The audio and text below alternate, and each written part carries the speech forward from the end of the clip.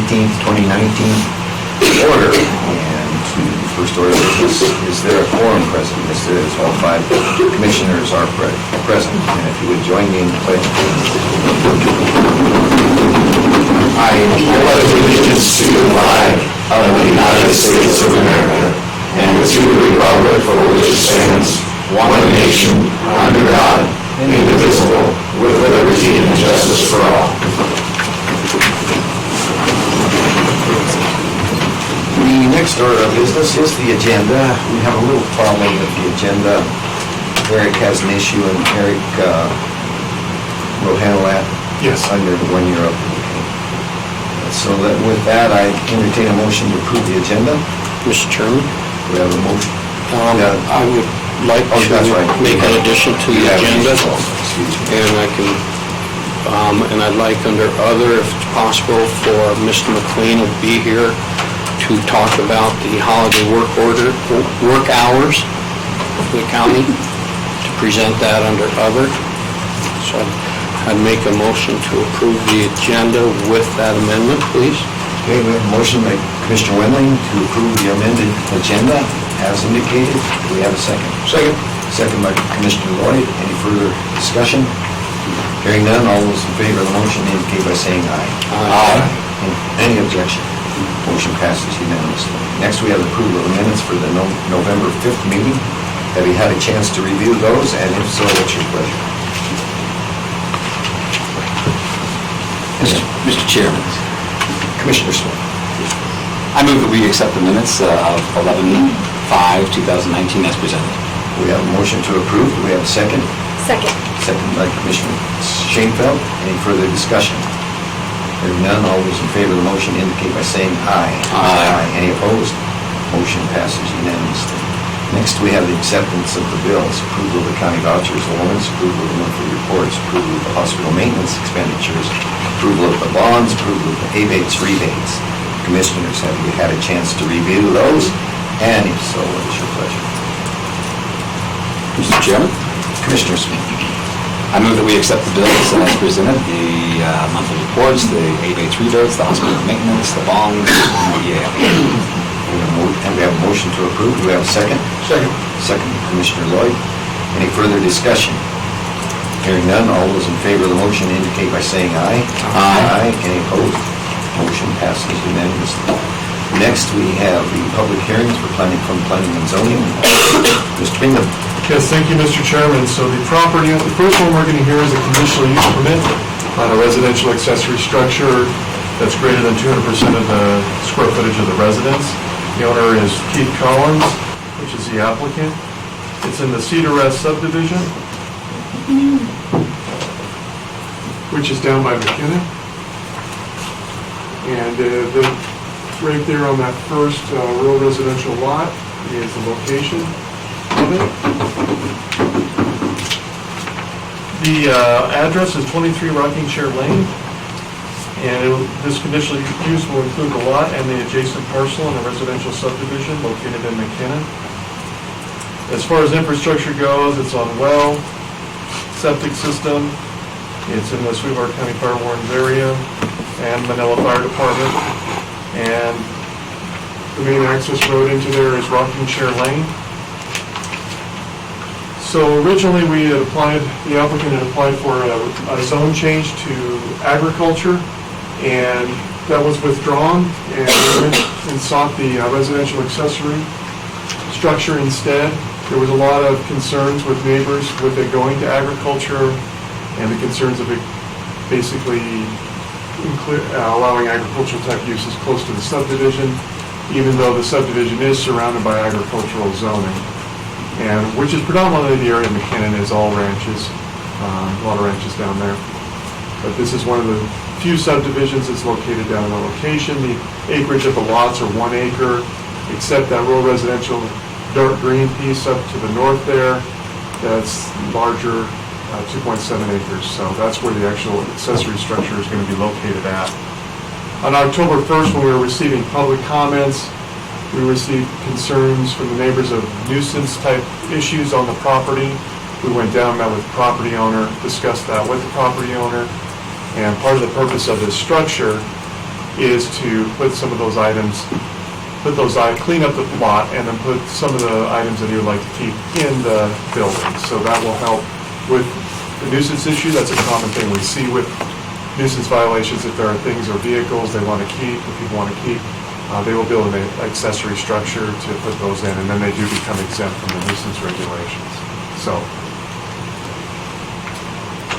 there's just pictures of the location, located to the north, south, east, and west.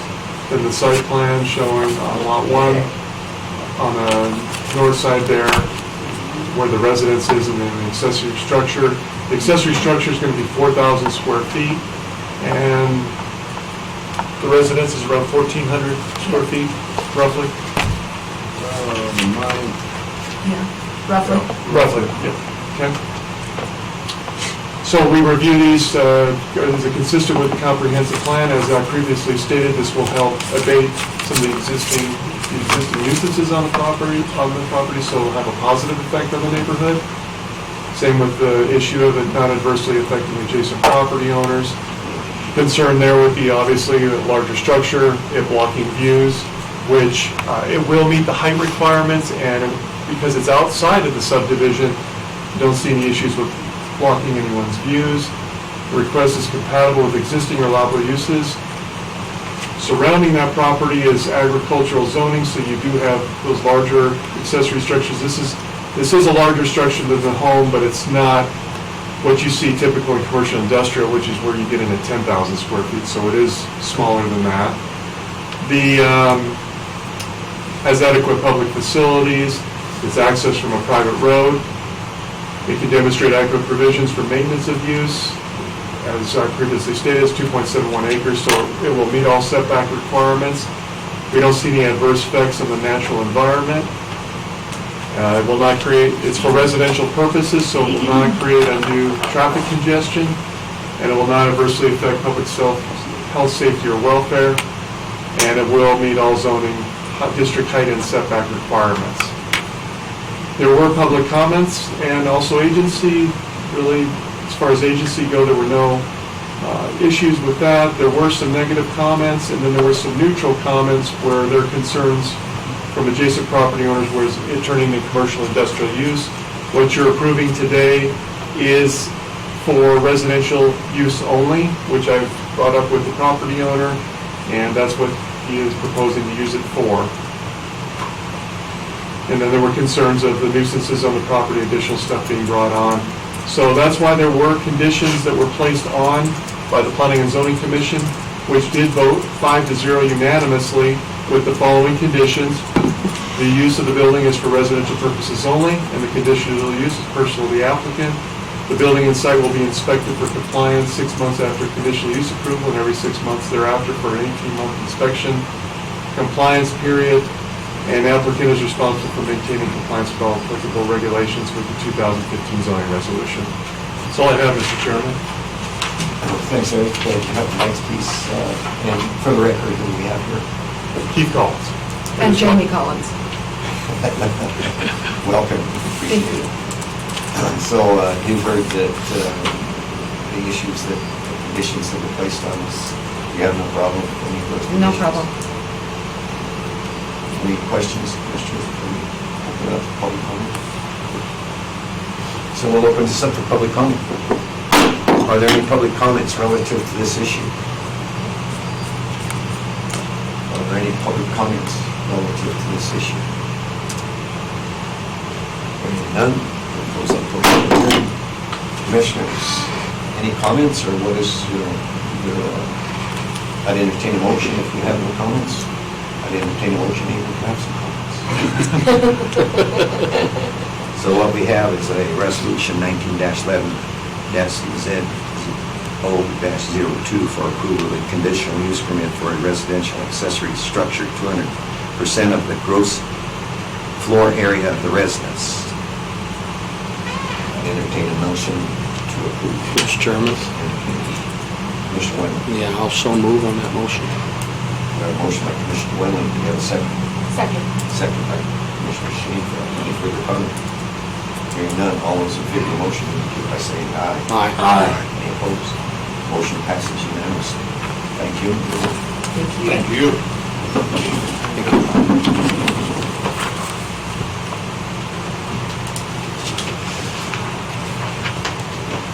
Next, Eric Steele. Oh, yeah, thank you, Mr. Chairman. So that was a mistake on the staff report. Preliminary plats are not heard by the Board of County Commissioners, they're heard by the Planning and Zoning Commission, which they approved. So when I changed the report, I removed all the rest of the report, but I didn't remove the title.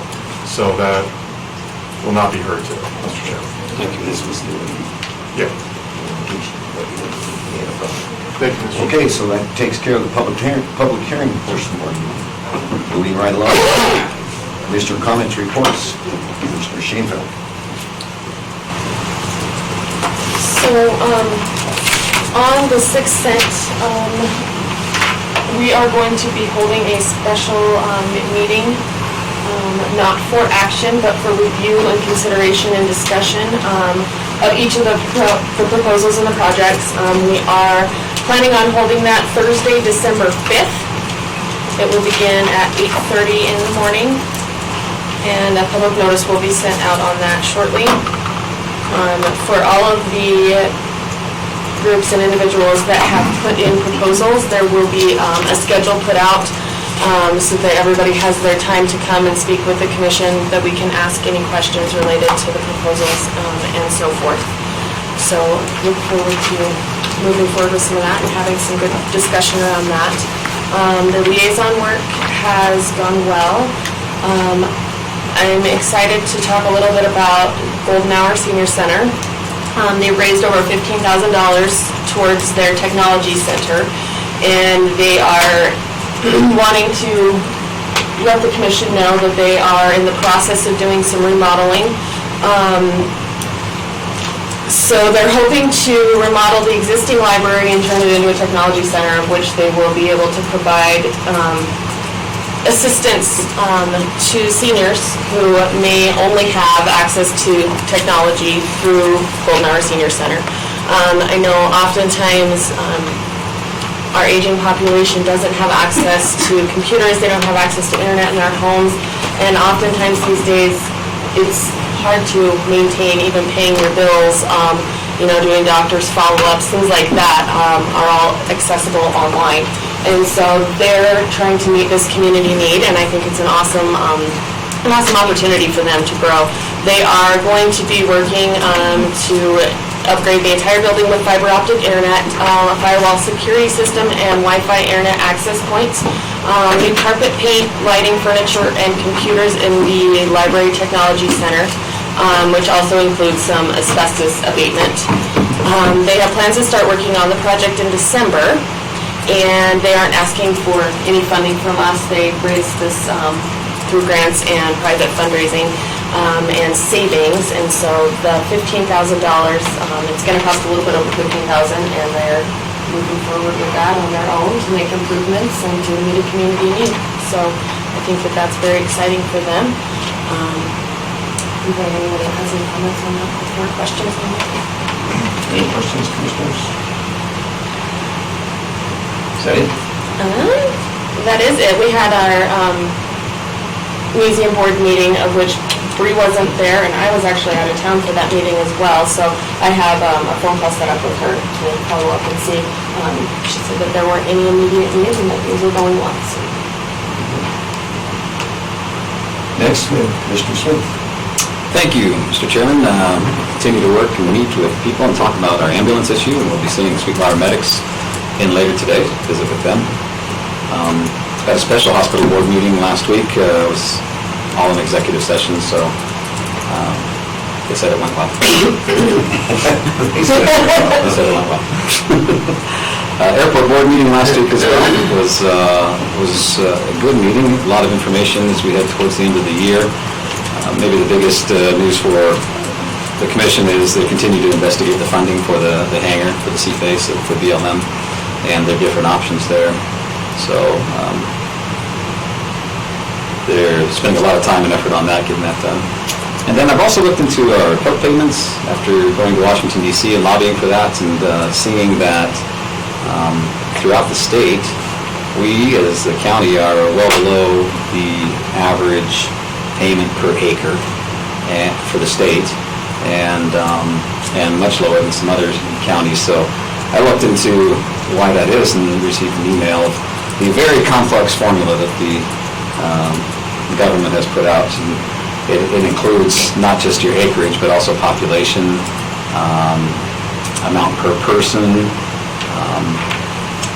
presence of resources on federal lands, many other things as well. So I'm going to dig into that a little bit, but make sure someone's doing the math right, because it feels as though we're on the short end, very short end of the stick. But I guess with our population being one of the more populous counties in the state, that could be a reason for it. So, but just want to make sure we're getting our fair share. And that's what I have. Very good. Any questions of Commissioner Smith? Next, we have Well, before I start on committee meetings and different commission business, a couple of community events I attended over the last couple of weeks, I think some recognition is deserved. Is 2 weeks, last week I had the opportunity to judge at the Rock Springs High School debate and just debate and speech tournament. Just congratulations to them for a solid tournament. And last night I had the opportunity to see Green River High School's production of the Newsies, and what a great production, 4 great nights, and congratulations to Director Skinner and the cast. Great community stuff going on. As far as commission and liaison work, had a Star Bus meeting last week. Really things continue to move with Star Bus with no concerns or issues. Library board meeting was last night. Excited as they continue to progress with the change at the Rock Springs Library, changing the bottom floor to a Children's Discovery Center. And I think, as that moves along, I think that's a really great addition to the community and what's going on there. Outside of that, some great community events coming up for the holidays at the library. And then that was really it for the library board meeting. I should have mentioned the project on the sundial at White Mountain that was hit. They will progress in the spring. They have figured out who every brick donor was, and they're working through that. So actually, thanks to Gary for tracking down the 2 that no one else could figure out, even the Girl Scouts who ran that project. And remember, that was 29 years ago. So that was really good, but that moves forward. And then last, I did receive some information from the Complex Board, Fair Board that I will be meeting with tonight. They just sent me some materials. I'll just pass it down for you guys to look at. Some of the different stuff this summer that they did with the fair, the high school rodeo, and some of the pictures of us at the events, and some of our sponsorship logos of what we did to help out with them. Lastly, also spent some time meeting with Devin Brubaker and touring the airport, looking at his request a little further and asking questions. Also spent about 2 hours meeting with a board member, Bob Gordon, and also Bailey Doctor at Castle Rock on their information.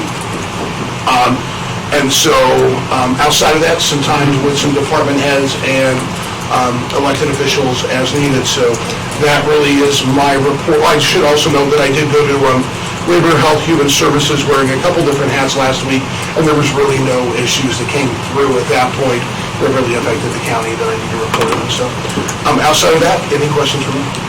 Any questions? Thank you for the report. Thank you. And next, I'll start with Public Works Department report for the 19th. In their facilities, the Lagoon Road Consolidated Facility. We had our kickoff meeting with this architect on November 8th.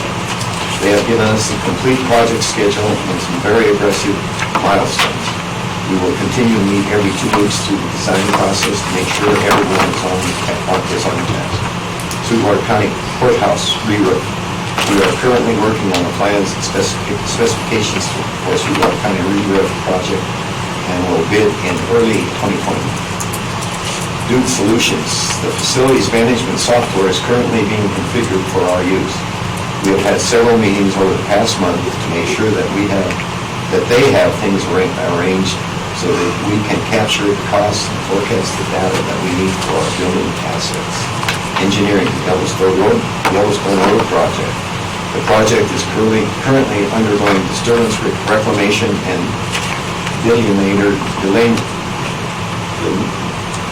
and signs. How do you say that, Gene? Delineators. Big word, Gene. Nice word. Spell check's a good thing. and I think it's spelled right. Salt Wells, Bitter Creek Crossing. Head walls and gabion baskets have all been installed and backfilled. The contractor has placed the riprap boulders in the inlet and outlet. The remainder of the riprap armoring will be placed this week along the upstream and downstream slopes. You know, this is almost getting too technical for me. Road and Bridge. County crews are working on hauling base course to the Forest subdivision. And Gene's done, as usual, he's done a great job with this report. And he's included some pictures for your review, and appreciate that, Gene. It's well done. Can I make a comment? Surely make a comment. The Boone Road Consolidated Facility, I've had some hesitation about that, the building, the money being spent on that, and so over the past couple of weeks, I've, on my own, looked into other options and other things that are out there, and feel very confident with this proposal and what's going on there now. I just wasn't so sure. I look at maybe the Bronco building, some other places out there that look like they could be suitable, but there's nothing out there that's even close to what we're proposing for the price that we're proposing. So good job, and now I feel very good and I'm on board. So for your education, Carrie. I do. We do much. We do. And I appreciate you taking the extra effort to do that. Sure. I'm convinced it's been a long-going project, and I'm convinced it's the thing to do, and I appreciate everybody doing more. No, I think so. Sure.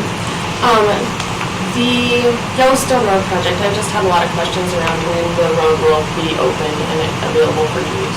They're shooting for Thanksgiving. Okay, awesome, thank They you. will not all be paid. The 191 intersection to the Cattle Guard's paid, and then the bus turnaround, but everything else, we're kind of waiting on the Cedars and the delineators to get up. It's supposed to snow tomorrow on Thursday. We'll just kind of have to see on that. So Thank you. we're kind of at Mother Nature's mercy right now. One of the things Gene and I have talked about, that's a high visibility project, and we both agreed it's got to be done right.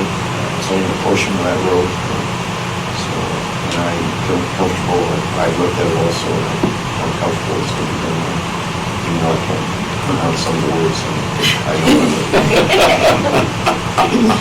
Beyond baskets. Next, I had an extremely interesting week last week. I was in Washington, D.C. all week. Started at 4:30 Monday morning, got back very late Friday night. And one of the things that was very interesting, we're going to get into Washington early on Monday, which is Veterans Day. So planning ahead, we figured that we were going to go to Arlington. It was going to be something really worthwhile to see what goes on Veterans Day in Arlington. I should have realized that when you're dealing with the government, you got to deal with the unexpected.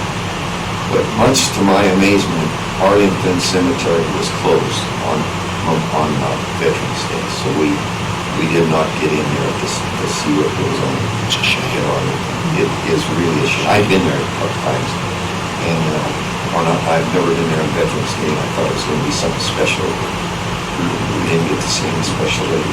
As you know, the changing of the guard there takes place 24/7.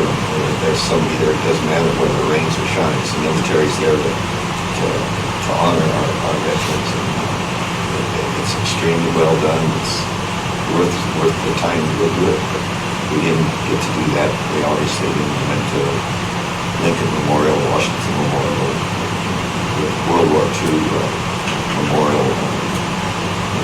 They're all worthwhile. And another thing I'd say about Washington, and before I get into the detail of what the other didn't accomplish, was I was very proud for the first time to see Washington, D.C. cleaned up in a place where I felt comfortable and safe. Our capital right now is in great shape.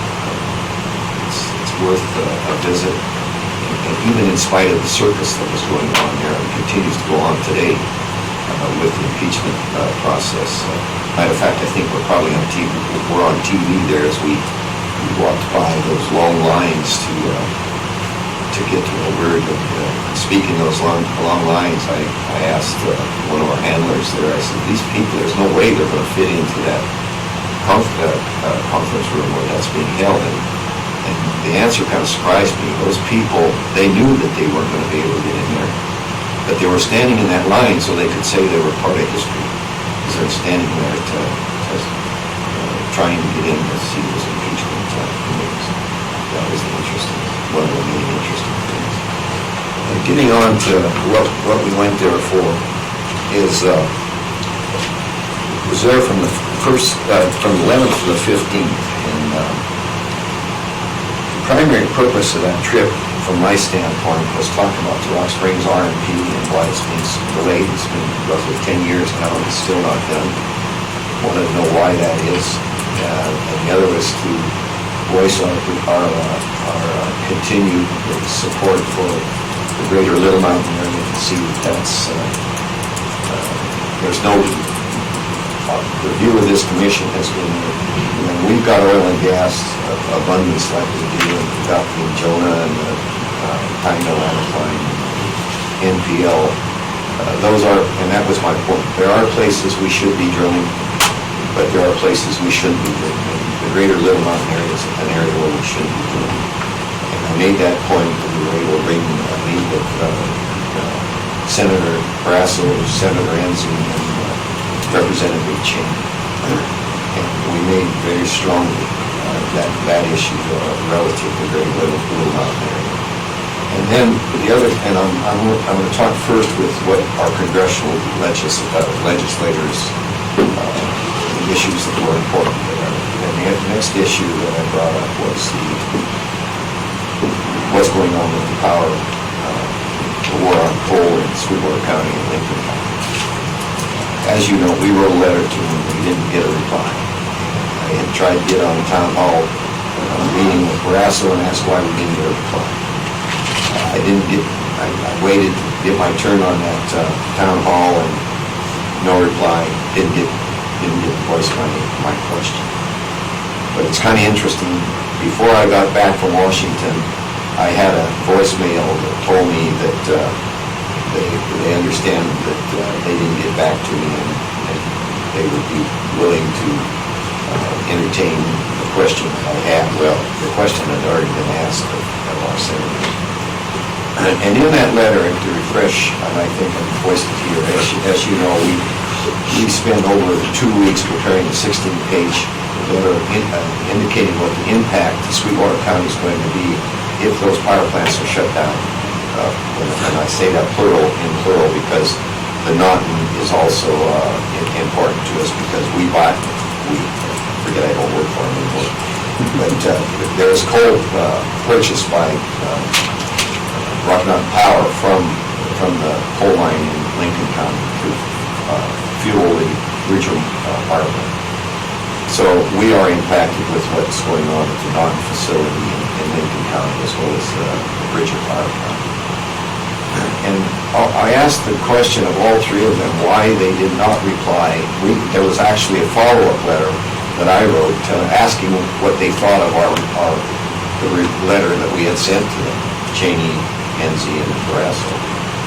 Well, I don't know whether this is the fact or fiction, but the end result said they didn't receive the letter. Other people we sent out letters to receive that letter, but they claimed they didn't receive it. And I had an extra copy of that for Enzi, and I gave those letters to Enzi and indicated that I would see that they get another copy of the letter that we wrote as soon as I got back. And that was, I got that done yesterday, and we sent it out again, because I think we deserve to know that they're informed as to what the impacts of that's going to be. And the message that I took to them when they're asked, well, what do you expect us to do? What I think we've got to be cognizant of is, let's take what the plan is for the Bridger power plant. There's 4 units there, and their plan is to shut down 2 of them prematurely before they finally shut down the last 2. What will, in my opinion, possibly happen is that those first 2 units, when they get shut down, will be dismantled, and then you've got a you got a power plant that's only at 50% capacity. And what I urged our congressional delegation to do is do everything in their power to see that those power plants, if they're going to shut them down, put them up for sale before those plants get dismantled. They'd already started to dismantle one of the units at Knob, because if they're dismantled, it's going to be much more difficult to find a willing buyer for those power plants. I don't know how that will turn out, but I think that they need to use their political clout to see that happens. And I assure them it's not in Wyoming's best interest to have those facilities shut down. It might be in the best interest of Rocky Mountain Power and California and Oregon and Washington, but it's surely not Wyoming's best interest to see those power plants shut down. And what's going on is the commitment that Rocky Mountain Power has to make to those three states is they've got to have green electrons. And there's got to be some way for them to separate, if these plants keep running, separate the black electrons from the green electrons. And just yesterday in CLG, I got an understanding how they intend to do that. It is possible for them to do that. But again, why not, if they want to cater to the market on the West Coast, why not sell the power plants that are in existence and keep them running? I firmly believe this in the best interest of Wyoming. We'll see where that goes. Doctor, good question. Yeah. With the Senate file, I think it's 149. 159. Oh, 159, thank you. You brought up something does that Senate file address the units as a whole for Jim Bridger or each individual unit? Well, I think basically it's questioning what Rocky Mountain Power is doing, and that's my thinking. I work for them. I know what. Just take those 4 units. They save $500 million that they will not have to spend to upgrade those for environmental concerns, which I think was a mistake in the first place. I think the incremental improvement of those stacks is not worth $1 billion, which was estimated was needed to be spent. So our legislature's going to have to do some work to protect. Well, when you say our legislature, I think the legislature that's really on top of it are the people in Lincoln County. Ours, I haven't heard anything from our people. Okay. But I think the real power is in Washington to see that is handled in a different manner. Rocky Mountain Power themselves, if you went to a forum that was held at the senior center not too long ago, one of the Rocky Mountain Power people said they're doing this because that's a consumer preference. Well, it's a good question. Consumer preference. Consumer preference. Who's the consumer? It's California, Oregon, and Washington. It's not Washington. Okay. Thank you. So I urge all of you, anyone that's listening, to be aware of what the impact of that is going to be in Sweetwater County. It's devastating. So then moving on to the other people I met with, which was primarily the Department of Interior people and Bureau of Land Management. These are the people that I met with. These are the key people. There were other people in these different meetings that we held. And even, I got to know one that was kind of, this person was kind of questionable, and I've got to bring that to the attention. This person's name is Shoemaker, and she's a deputy state director, and I question that, because that, but she assured me she has no relatives in Sweetwater County. She was a very articulate person, obviously. Those people in Washington believe me, with a very, very short people. So we were well received, and by well received, they understood what we're talking about with the Rock Springs RMP and an explanation of why that's being deferred, and I'll share that with you. And also the Greater Little Mountain area. We had pictures of Little Mountain, Pine Mountain. We made the point that there's no reason to be drilling, major drilling projects in those areas. There are some well, there's a well going to be drilled very shortly. It's near Little Mountain. It's an exploratory well. And I hate to wish people bad luck, but I hope that's a dry hole.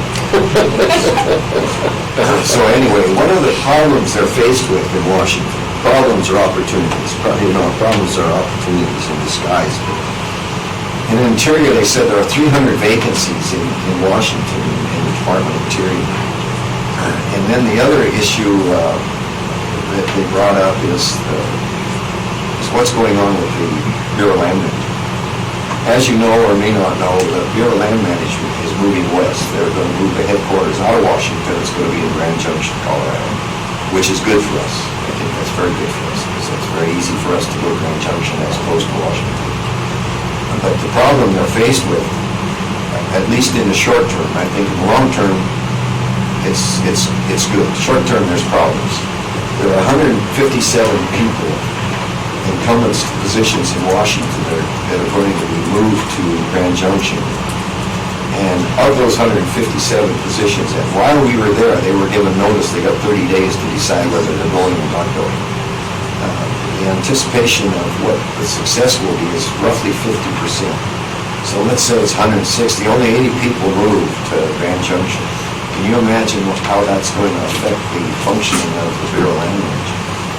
Then it gets back to the continuing delay of the Rock Springs RMP, which is a 15 to 20-year plan as to how the resources in the High Desert District are going to be managed.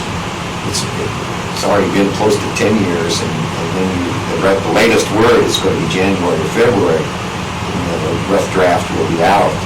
I told them back there, I don't believe it. I don't think it's going to come out. Once these people are told to move and they don't move, it's going to just further delay the effectiveness of the event. So those are the issues that we discussed, and there's one other interesting thing that I had the opportunity to do. I recently saw an article that was written by Senator Lee out of Utah. I try to stay appraised of what's going on in the West on certain issues. One of the issues that's very important to me, and I think it should be important to everyone in Sweetwater County, 70% of the land in Sweetwater County is federal land. And I strongly feel that those lands should still be in public hands. They should be administered by the federal government. There's been somewhat of a discussion in Wyoming to transfer those to the state, but Senator Lee in Utah has publicly stated within the last 2 weeks that he thinks those lands should be transferred to the state of Utah. And I understand that Romney has made some similar comments about or supports that to some degree in Utah. So I just happened to be walking by their offices. So I went in both offices. Obviously, you can't drop in on a senator and talk to him, but there's people that I did talk to, and I very clearly and emphatically pointed out that neither one of them know on this issue. And he's wrong, and then they put some kind of spin on it that I said they're wrong. And I made sure they understood where I'm from and why I'm saying what I'm saying. And I also happen to have some, we own a home or two, me and my family in Utah, so I made sure they knew that I had some basis to be talking to them about those. We need to be aware of that, but I think we need to keep public lands in public hands. And I told them, and I'm saying that as a Republican, that's an issue that we have experienced, and I told them about our experience with the two sections that were transferred in 1890 for the first township to the state. What's happened to those sections? Half of them are already gone, and you can't stay overnight on the other half. So it's not good. The state has mishandled, in my opinion, those lands that were given to the state. And I think if just like now the state thinks we got an economic downturn, and we're in dire straits. They forget about we have billions of dollars in rainy day accounts, and just because it happens to be raining now, they don't seem to see that. But if they had the control of the lands, the 70% of those lands, my fear is they sell them off. And then you ask yourself, who's going to end up with it? It's not going to be the average guy, average person, excuse me, in Wyoming. Those are the things that I did, so if you have any questions, and I also should point out that not one penny of my trip will be paid for by the county. Anything else? Next, we have Mr. Wyman. Thank you, Mr. Chairman. First of all, liaison work has gone well with the Conservation District, the Larson Eden Waste District as well, and those areas, so there's not much question there. I do want to share that Joint Revenue Committee meeting in Cheyenne last week that I attended, a couple highlights of it is the tax rate revision was voted down. That's where they were focusing just on residential, going from 9.5% to 11.5%, which would have been a 21% increase for residential and commercial, but not industry. Industry would have remained the same, so that was voted down. They're still in conversations about the tax exemption of governmental property, and we'll have to do some work on that between now and sometime in December, and I've kept our deputy attorney in the loop on that, so we have conversations and can represent that the best that we can when that as it moves forward. The optional municipal tax is moving forward from the committee into legislation, or to the committee to get into legislation.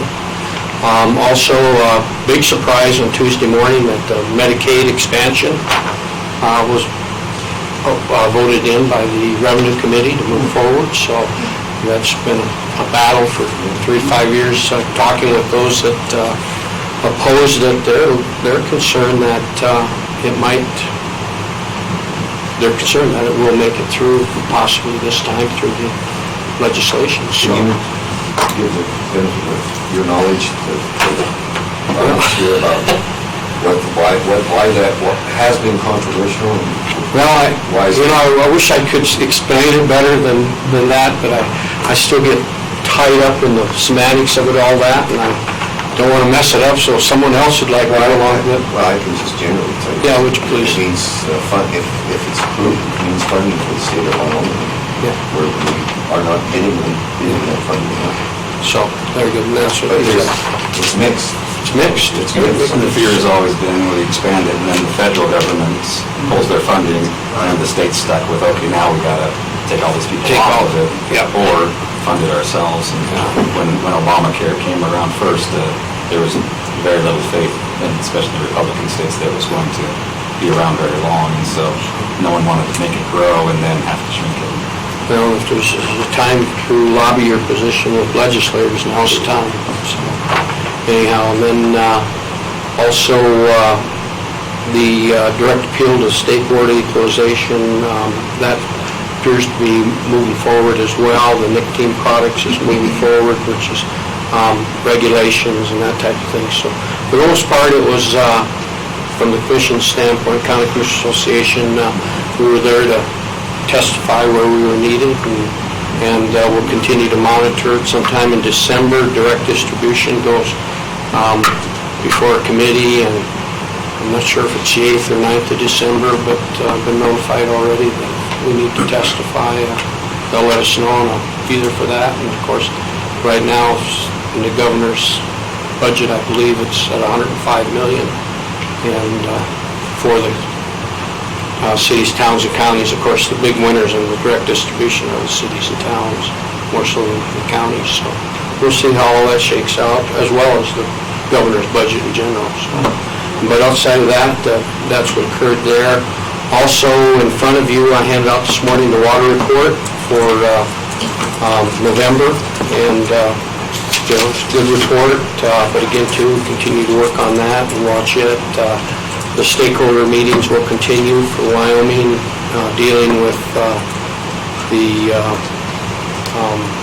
water drought contingency plan as well as a drought management plan, so those things are continuing to work forward. And then last but not least, Mr. Chairman, I think we had one retiree pull back their retirement request from our previous meeting, and I'd like to welcome Mark Cott back. Me too. Yeah, well, arms are open, bugs and everything. Yeah, it's very important that Mark sticks around. It is, I just, He's been involved with sage grouse, which, as you know, there's been, Judge Whitwell has made a judgment on that, and we may have to start over on sage grouse. Yeah. All our RMPs. We're spending, tell you what the impacts of that are, we're spending hundreds of thousands of dollars relative to sage grouse. And I just cannot understand, why we still shoot them. Those are very, very valuable birds, and we're shooting.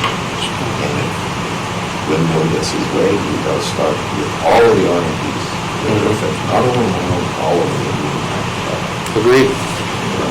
Yeah, Mark, anyhow, that's enough said. Just one of the points I make on it since I started that, is when I bring that up with Wyoming Game Fish Department, they say, well, they're gonna die during the winter anyway. That's why we continue to hunt them. Well, my answer to that is, well, they may die through the winter. And they may not. But if they're hit by a 12-gauge shotgun, they're surely not gonna make it through the winter.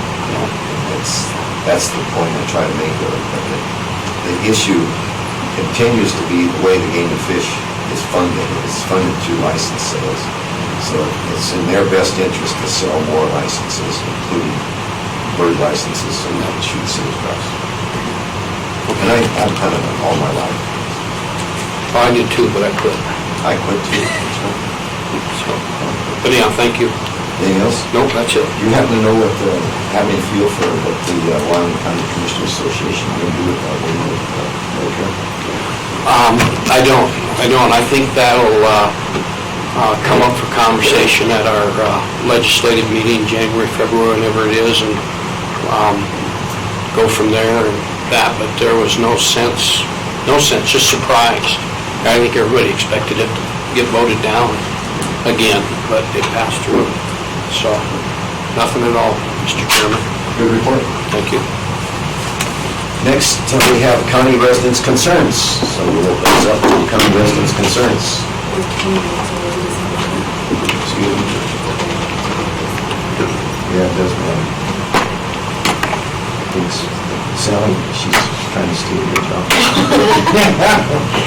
We're going to put that off. We're going to take, instead of having those concerns voiced now, we're going to take a 10-minute break. 10-minute break.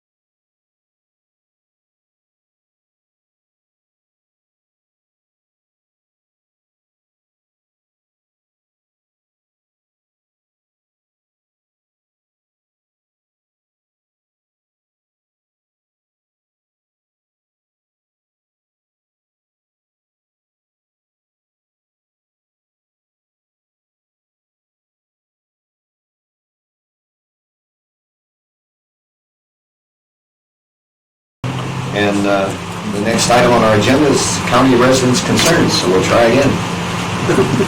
Are there any county residents' concerns? Going once. Are there any county residents' concerns? Going twice. Close that portion of our meeting. Next, we have action items, and the first action item is Action item. Sweetwater Medics request to increase rates. Mr. Gaddy. Mr. Chairman. Mr. Chairman and Commissioner members, before you this morning for your consideration, I sent you a letter and a fee schedule. We're requesting, first let me explain, as you well know, we are working diligently with our EMS partners to try and come up with a sustainable and long-term way of creating an EMS system within our county that is more sustainable and better for our community. One of the things that we did, and Commissioner Smith was involved in this, is we were meeting with a consultant to assist us in what things might look like in a better format that we may be able to have sustainable revenue and a longer-term outlook and be able to sustain EMS delivery as an essential service for Sweetwater County. During those meetings, one of the major things that was identified by the consultant was that what we were currently billing for services was drastically lower than the Medicare averages that are published. And one of the recommendations directly from him was one of the things that we could do immediately to maybe start seeing some relief was increase the rates by which we bill for service. Which is the genesis of me coming to you here today. When I sent this out, I received some correspondence from Commissioner Lloyd. Mr. Lloyd, if you don't mind, can I share those questions and answers with everyone? Oh, that'd be great. Okay, I'd appreciate it. because they were the questions to ask about this, because Did you hear that, guys? The right questions? Roy. I'm not giving you any answers, I'm just going to ask the questions. No, One on Roy. the obvious question, are the insurance companies going to pay more? Probably some will.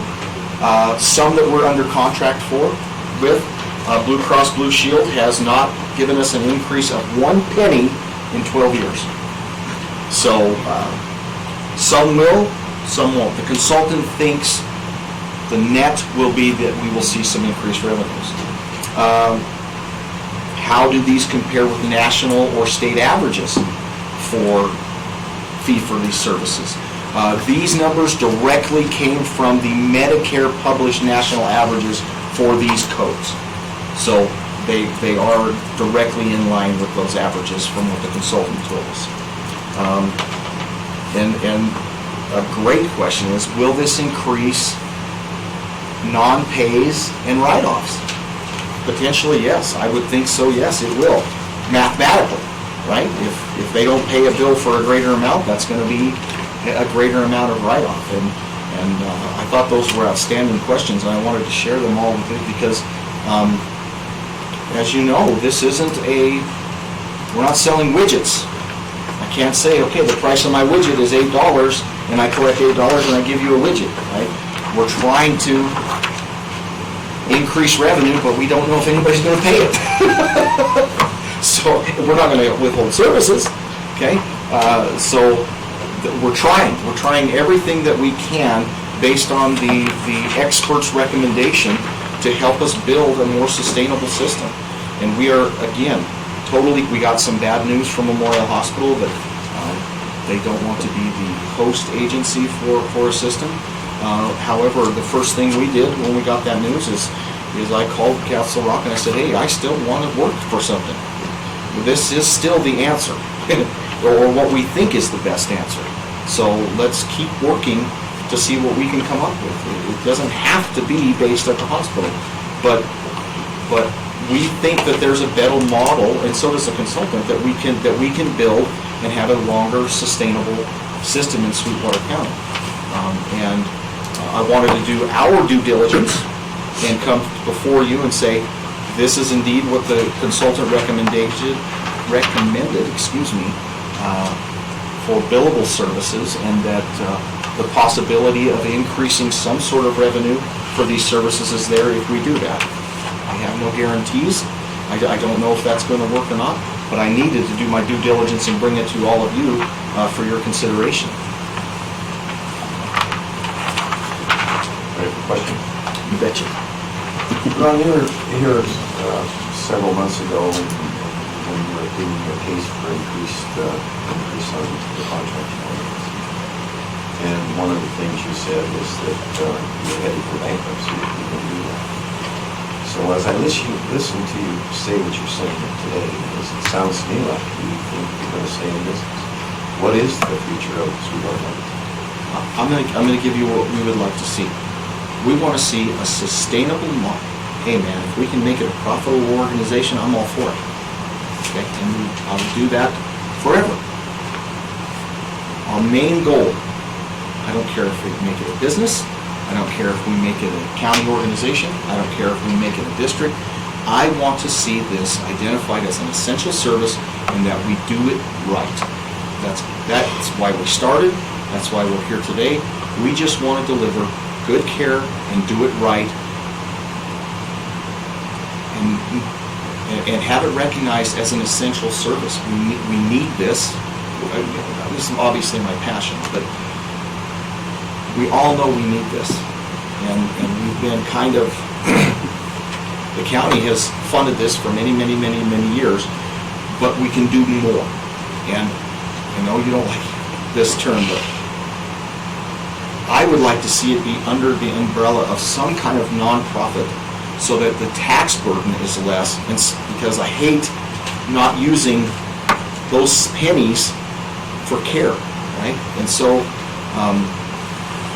but whatever the solution is, if it can be a profitable organization, that would be great, but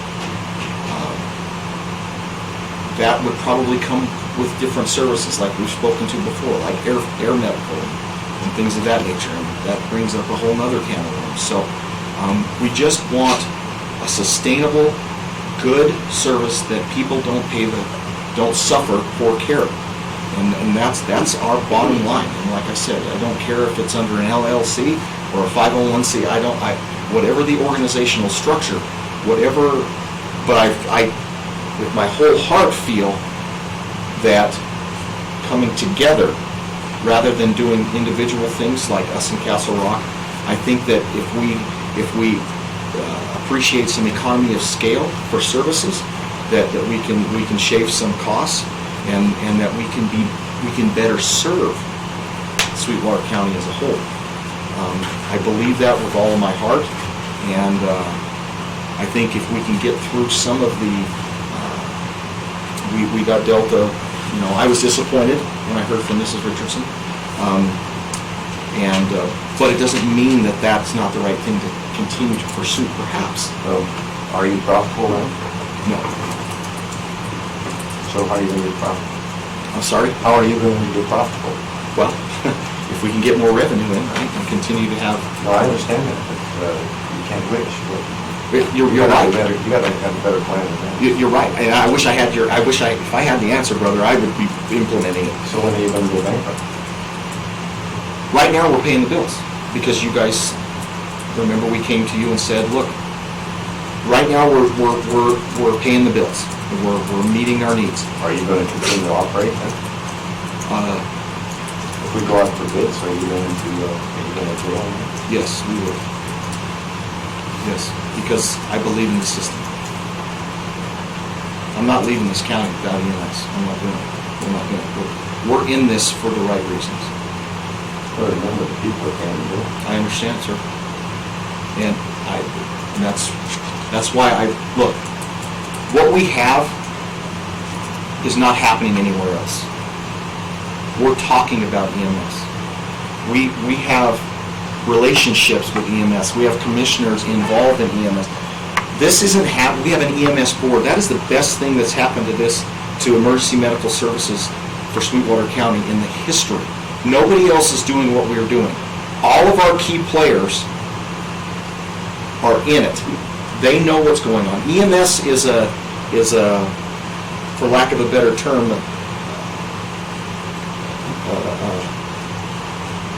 they're not recognized anywhere. Do you know that there's only 2 states in the union that require emergency medical services, and we're not one of them? It's not recognized as an essential service. Can you believe that? And part of the reason is because of the type of people that are in it.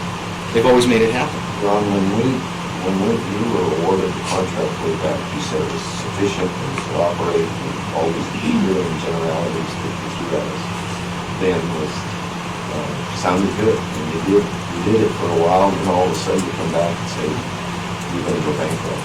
You don't put pressure on us, because, we have an obligation to see that this service is provided. Not only quality service, but it has to be at a reasonable price. At some point, we have to decide whether it's reasonable. Yes, sir. Yes, sir. And you would be doing your due diligence if someone came in here and said, we can do it for less and do it as good a quality. And you know what? As long as the quality's there, I'm fine with that. And this is not a capital venture for us. This is about doing the job. And I wanted to do our due diligence and come to you today with the recommendations of the consultant, who is an expert in this field, who says, hey, we can't, one of the problems is I can't call around and say, hey, what are you charging for this? What are you charging for that? And we get in trouble for that. We understand that. And let's give these commissioners a chance to ask you some questions. Yes, sir. What percentage of your income now is paid by the county? I'm not prepared to answer that. Okay, can you get back to us? Absolutely, I can. I absolutely can. Okay. And then my other question is that my understanding was that this consultant came in a while ago. That And is gave these correct. recommendations a while ago. That is correct. Why are you waiting until now, after having to come back and ask for more money, Is it- et cetera, to Right. ask for this fee? So, in August, we had our, was it August? Second. We were put on, how do I put this? We didn't hear back from Memorial Hospital for several months, and I did numerous correspondence until recently. We were supposed to all get back together and discuss some things, and I didn't want to jump the gun ahead of what was going on. But when Mrs. Richardson emailed me and said that they had indeed made a decision just recently that they didn't want to continue with the process, I then thought it was our due diligence to come with you at least with an action item that the consultant had recommended for us to increase our fees that we bill to you all for your consideration. How long ago did you get the consultant's recommendation? The consultant's recommendation was in August. This last August? Yes, and when did we receive the email recently from? October. Yeah, it was in October. In October. No, I'll wait. I've got to think about how to answer this question. Lloyd, do you have anything before we turn to executives? Yeah, just a couple other questions. You mentioned that you reached out to Castle Rock as soon as you received the decision. Has there been any kind of formal meetings or strategy or Not yet. brainstorming sessions to? Ms. Doctor and I have spoken on the phone. We're going to schedule a meeting here directly to see what other options are available. The other question, Ron, is I find odd, and I know there's been a struggle over the years in finances that led to the increase, approximately 60% increase in the subsidy recently.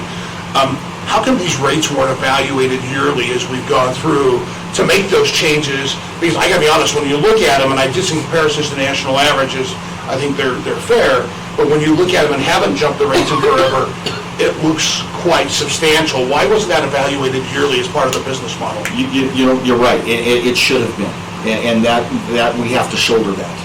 We thought we were where we needed to be based on what we were collecting. And to be quite honest with you, I don't know if this is going to yield a lot of revenue. I just don't know. The way that the insurance companies have been, it's not a pretty picture, and I don't understand it. You know, there's heavy lobbying in other areas that seem very unfair to me on how they reimburse. For instance, one of the largest carriers in Sweetwater County has a system that if you don't become a provider for them, they won't pay you. They'll pay their policyholder, and then the likelihood of you getting paid is very low. So there has been some, from what I understand, that's been challenged in court in other states. They don't like it. Yeah. So it's a tough world for that, for reimbursement. Yeah. Go back to the study of the fees. Yes, sir. Based on the recommendation from the consultants. I've got to think back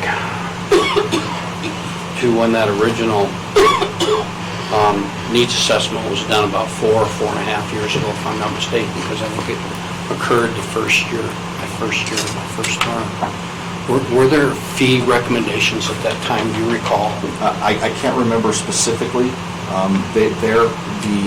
The focus at that time was, again, to combine services. Yeah, the focus was to find ways to better do it. One of them was to go countywide. Yes. That type of Yes, sir. thing. And you answered one. My other question was going to be is by these fee raises, how's that going to impact what you're going to ask from us for the remainder of the year for? You know, if look, we just want to be able to pay the bills. If we can make it, if we can have a profit margin, that would be wonderful. If we start getting money hand over foot, we report everything to you folks. We are transparent, and we can discuss that at that time. I mean, I understand if we're making money hand over fist, then you would like to see some relief in what the county's paying. That only makes sense. It's not so much I would like to. I'd like to see it for the taxpayers. Absolutely, absolutely. I think taxpayers are the ones that are entitled to a refund and that type of thing. And, Yeah, absolutely. One thing I would like to, and I might be speaking out of turn, but it's good to have a conversation with Castle Rock, but keep in mind they are also funded partially by $3 million special district money. Yes, sir. And I don't want to get caught up into that Yes, sir. type thing. Stay with And then me. my last question is John, for attorneys, based on what we're seeing here, is this the right protocol and everything based on our contract that we have with them, that we're supposed to go through? The contract is clear. The amount charged will be determined solely by ambulance provider. So it is valuable and good that Sweetwater Medics informs the commission, but they are their own entity. This is really more of I really look at it more as an agreement than a contract per se. And the commission, while you certainly are entitled to have a motion if you'd like, vote if you'd like, you don't have to. It is not necessary. Sweetwater Medics makes a determination of their All right, price thank on you. their own. Thank you. Doc covered it, so. And if I could interject as well. We don't view this as we're Walmart or we envision this that we are a public-private partnership in this essential service. And so we don't want to do things in conflict with you because quite honestly, a great portion of the revenue that pays for the stuff that we're so passionate about is given to us by the taxpayers, and you guys are the manager of those funds. And we want to be a team in this, and so we don't want to go. We want you guys to know everything that's going on with us because this is an essential part of the community. Thanks. When I first got the request and saw it last week, I felt as though, as a commission, we shouldn't really be involved in a private entity and telling them how to do their business. And so I wanted to look into how do we unravel that. I was under the impression that the commission had to approve the rate increases. And so, thanks to Mr. De Leon and Commissioner Lloyd looking into it a little more and finding the contract or the agreement here, and it does say that the amount charged will be determined solely by ambulance provider. So I'm happy to see that because it's already done what I wanted to undo. What you wanted to do, right. So I think that, as you want to, it's your business, and it's been well explained that the rates are, much below average, and so if that's what you would like to do, I think that's your prerogative. I don't think as a commission, it'd be my recommendation to Mr. Chairman that we take any stand on that, one way or another. And yes, thank you for coming and informing us. Obviously, it's an issue that we need to stay in touch with and continue to work through because we do have a stake in it. But as far as giving permission for how you do things, I don't think that's in our world, and that's something that we should be doing. Well, again, I want to restate that from a personal standpoint, not so much legal or anything like that. If we're coming to you and saying, look, in order for us to do this as a business, we need you to help us, then I have an obligation from a personal standpoint to come to you and let you know how we're doing, what we're doing, and why, because it affects everybody in our community. And I wanted these to get published, and I want people to know what we're doing. And so that's why we came to you, so you would be well informed. The best thing that's ever happened is that you all are informed about what it is that we do and the struggles that we face. So, and I appreciate that, and I think that's great again because we have a stake in that, obviously, and there'll be there's obviously discussions about the funding that's required or requested by the taxpayers of the county, and so obviously staying in touch with what is going on is great. But as far as us telling you, yeah, you can't, that's in my mind, that's not our business. just so you know, if you have, I want to know your thoughts too. I mean, you guys are the representatives of the community too. I mean, You're very good. okay. I tend to agree with what Jeff said. I think it's your prerogative to run your business when it is our problems with the maps subsidies. Yes, sir. That's where the rubber is highly with this commission. We've always been involved in that. Sometimes it's been good, sometimes it's bad. I think it's heading the wrong direction now. As far as these rates, I think that you obviously have looked at them and appreciate the courtesy you're bringing. Yes, sir. Because it's been becoming public knowledge that you're raising those, and people will see that. Hopefully it helps you. We'll see. Let's hope so. Thank you guys for your time. Mr. Smith, we should have a meeting here shortly to continue. I really feel strongly about what we've discussed in the past about coming together and reorganizing. I really do. So.